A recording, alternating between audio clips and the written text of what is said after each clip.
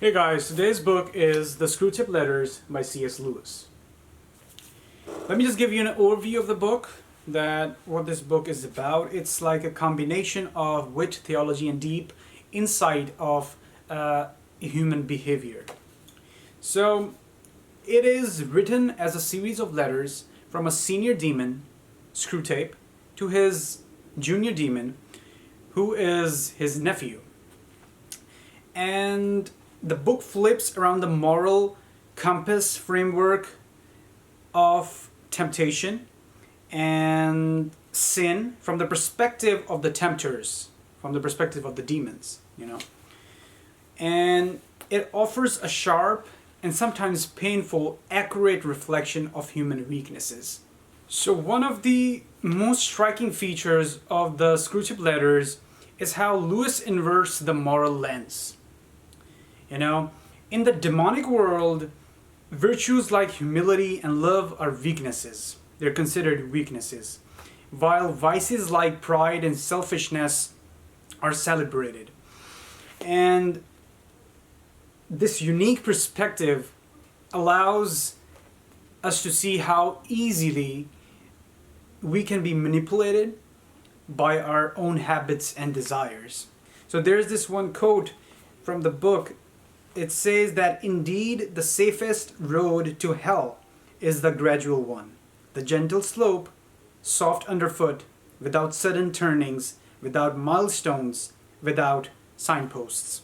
So this idea of a gentle slope is chilling because it reflects how often we drift away from our ideals through small, seemingly insignificant choices.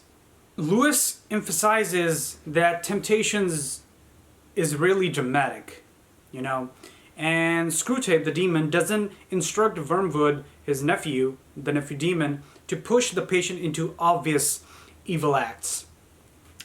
And instead he focuses on the smaller things, the subtle things, like everyday distractions, like things like pride, self-centeredness, and being lazy, stuff like that.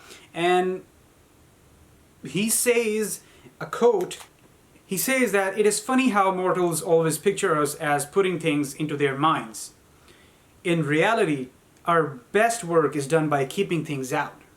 So this is one of the highlights, that how spiritual battles often occur not through what we do, but through what we fail to do, like ignoring opportunities to connect with others, show gratitude, or grow in faith. So Lewis also constructs this idea that there's a danger to distraction, like we all know.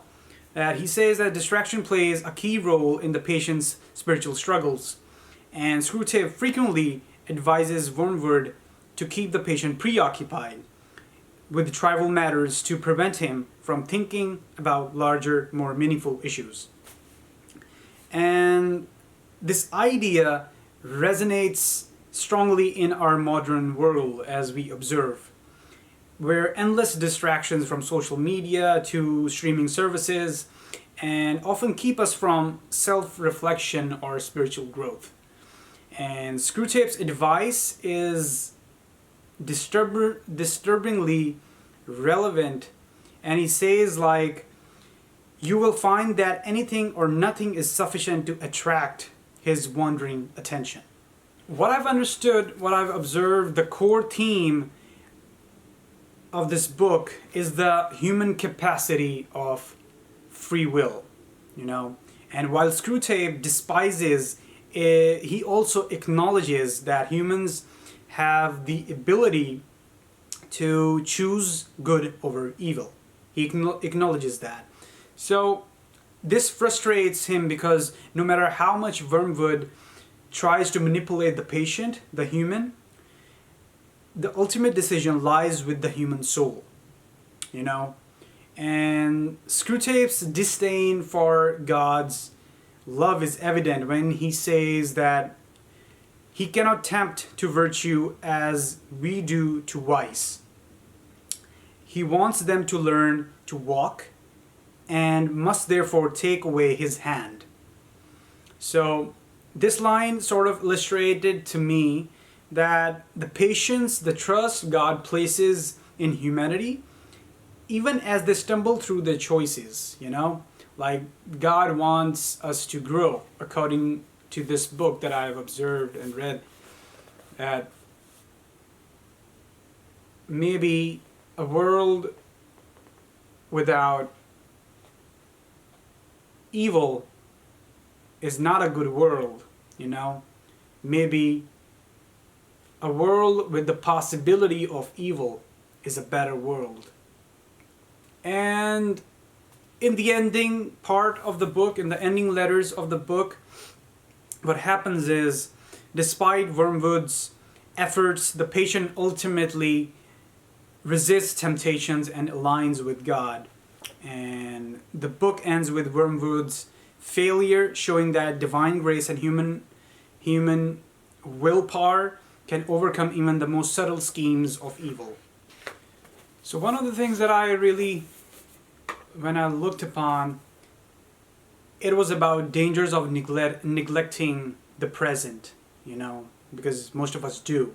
Some people live in the past, some people have this tension regarding the future, that what's going to happen. So this book also focuses on the dangers of neglecting the present, you know. So one of Screwtape's most cunning strategies is to draw the patient's attention away from the present, you know. And the demon advises Wormwood to preoccupy his subject with either the past, and which fosters regret, or the future, which breeds anxiety. And Screwtape writes something similar to this idea, that we want a man hag-ridden by the future. We want a whole race perpetually in pursuit of the rainbow's end, never honest, nor kind, nor happy now. So this insight aligns with that modern psychology emphasizes about mindfulness. And to live in the present is to anchor oneself in the present reality, not live in the past or not live in the future, you know, which strengthens both the character and the resilience, the willpower of a human being. And the lesson here I understood was that neglecting the present undermines the foundation of moral and spiritual growth. Yeah, that pretty much sums up the book. It's just like it's not written like a novel sort of thing. It's written in a group of letters written to his nephew, and nephew writes it back. It's sort of a conversation on letters. So I hope you guys get the book and you like it, and let me know about what you think about the book.